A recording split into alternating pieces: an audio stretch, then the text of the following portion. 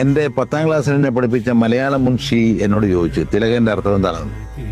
ഞാൻ പറഞ്ഞു തിലകൻ്റെ അർത്ഥം തിലകൻ പൊട്ടുള്ളവൻ അല്ല പൊട്ടൻ എന്നാണ്. ഇപ്പൊ സാറൊരു കാര്യം മനസ്സിലാക്കിയത് എന്താ, സാറ് ഞങ്ങളെ പഠിപ്പിക്കാൻ അർഹനല്ല. അവിടെ ഇയാൾക്ക് വഴിമുട്ടി. ഇയാളെ പുറത്ത് പോകണം. എന്നെ വരാന്ത നിർത്തി.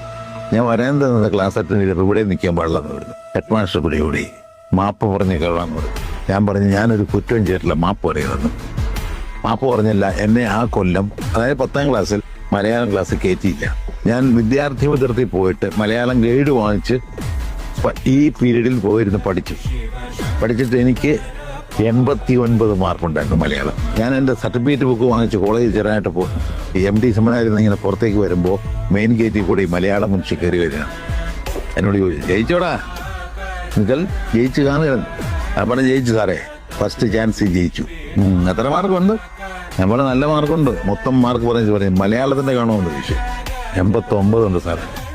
സാറിന് ഇനി രാജിവെച്ച് വയ്ക്കൂടെ, സാറിൻ്റെ ആവശ്യം ഈ സ്കൂളിലില്ല എന്ന് പറഞ്ഞ് ചെവിയിൽ തൂക്കിരം തെറിയും പറഞ്ഞ് പോയി.